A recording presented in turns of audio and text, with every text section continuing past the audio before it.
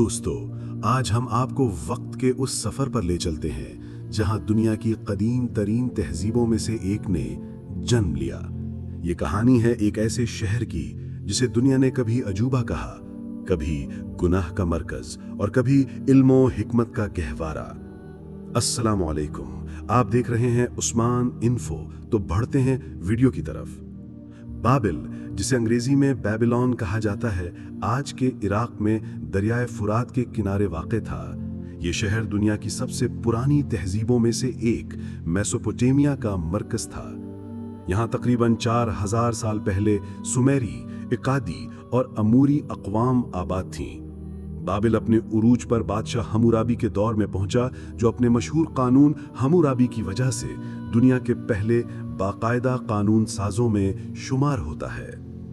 बाबिल को सबसे ज्यादा शोहरत मिली नबूकदनेस्सर दोम के दौर में, जो 605 क़ब्ल मसीह से 562 क़ब्ल मसीह तक बादशाह रहा। इसी दौर में शहर को शानदार महलों, बुलंदो बाला दीवारों और अजीम दरवाजों से सजाया गया।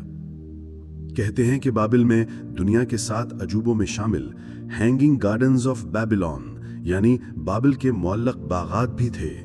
इन बागात को देखकर यूनानी सयाह हैरान रह जाते थे, क्योंकि वो जमीन से कई मंजिलें ऊपर बनाए गए थे। बाबिल का एक और मशहूर निशान था इश्तार गेट, जो नीले रंग की चमकती हुई ईंटों से बनाया गया था और इस पर शेर, ड्रैगन और बैल की तस्वीरें बनी थीं। ये दरवाजा बाबिल की शानो शौकत की अलामत था। लेकिन दोस्तों, हर उरूज के बाद जवाल जरूर आता है।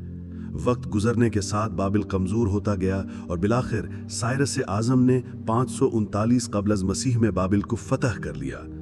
रफ्ता रफ्ता ये अजीम शहर मिट्टी में मिल गया और सदियों तक रेत में छिपा रहा। 19वीं सदी में माहिरीन आसार कदीमा ने खुदाई करके बाबिल के आसार दरियाफ्त किए और दुनिया को मालूम हुआ कि वाकई यहाँ एक शानदार तहजीब आबाद थी। दोस्तों, बाबिल सिर्फ एक शहर नहीं था, बल्कि ये इंसानी तहजीब की तारीख का एक अजीम बाब था। कानून, फन तामीर, ज़राअत और फ़लसफ़े में इस शहर की खिदमात आज भी याद की जाती हैं। अगर आप चाहते हैं कि हम आपके लिए और भी दिलचस्प तारीख़ी कहानियाँ लाएं, तो कमेंट्स में ज़रूर बताएं। अल्लाह हाफ़िज़।